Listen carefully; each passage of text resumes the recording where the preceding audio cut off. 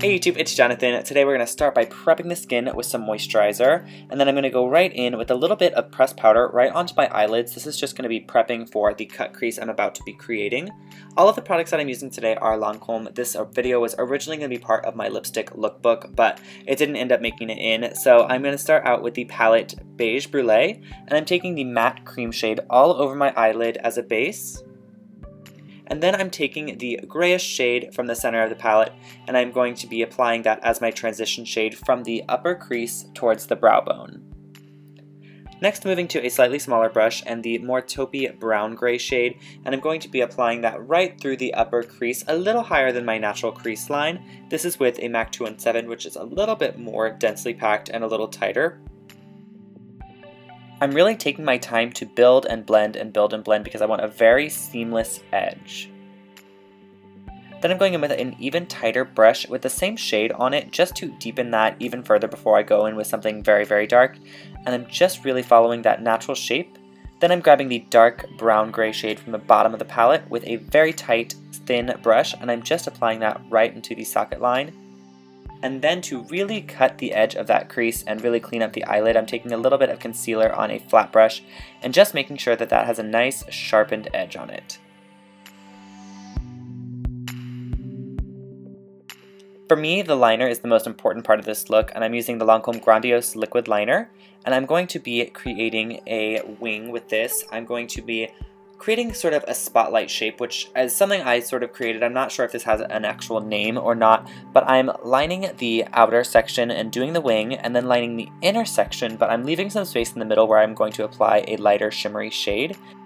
For that, I'm using Art Liner in the shade Ice Black, which is like a pewter metallic shade, and I'm applying that right to that center section that I left free and blending the edge into the black on either side. Then I'm going to curl my lashes, and then I'm going to ignore my eyes for about 10 minutes while I do my base. For foundation, I'm using Tonsilo Ultra mixed with a little drop of my Advanced Genifique, and I am blending that in with a big fluffy synthetic brush for a very natural but still full coverage look. To conceal and brighten, I'm using my MAC Complete Concealer in Light Buff, and I'm applying that to a triangle shape underneath my eyes to lift. And I'm also going to be applying that around my nose, top lip, around my lower lip, and then between my brows. Blending this in with a nice fluffy brush just to make sure everything is nice and seamless, and I'm sort of patting that in under the eye to make sure to have bright coverage under there. And to hold all that concealing and foundation in place, I'm going right back to my Translucence in the shade 200, and I'm applying that everywhere that I concealed with that little brush, and then all over my face with my slightly larger brush. And then, oddly enough, I'm going to take a cream product right over that powder. This is Le Duo in the shade Ivoire, and I'm going to be contouring my cheekbones a little bit higher than usual, and then kind of blending up and down to get a very natural definition.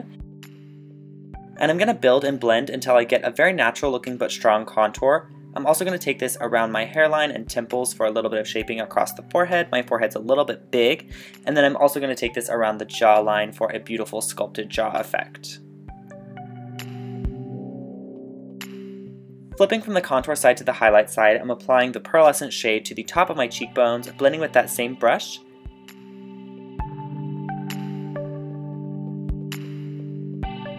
And I'm also going to be taking that down the bridge of my nose, blending that in with my finger, and as well as the top lip Cupid's bow area, and tapping that right in with my fingertips. For brows, of course, I'm using my Sourcil Definit, which is my holy grail eyebrow pencil, and I'm just going to be filling in any gaps and kind of defining the underneath so that my brow does not get lost with all of the blending of the cut crease.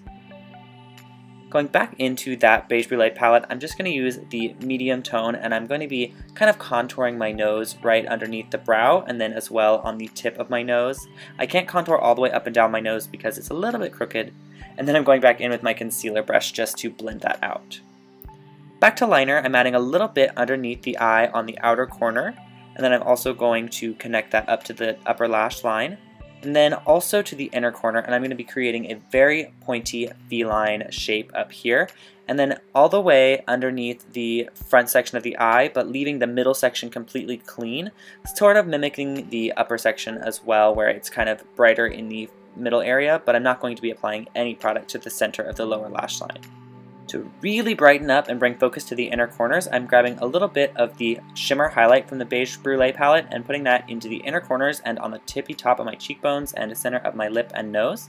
For mascara, I'm using Grandiose Extreme and really pushing it into the roots of my lashes to give a ton of volume, and then making sure to get a nice coat on the lower lashes to make them look extra defined. For lips, of course, I'm using Beige Mirage, which is my absolute die-hard favorite nude of all time, really pressing that into the lip, and then to give a little bit of definition around the edge, I'm actually going back to my brow pencil. This is a trick I like to do, especially in photography, because it looks super natural, but gives a little bit more shape and definition around the edge of the lips. Just make sure to blend with your fingertips for a seamless finish. And that is the completed spotlight liner and cut crease look. I actually created this look many moons ago on my Instagram, and I never posted a video on it, so I thought I'd recreate it for you all because I know a lot of you wanted to see that. I hope you enjoyed this. Please give it a thumbs up, leave a comment below, and check out the description box, and subscribe, and I'll see you next time. Bye!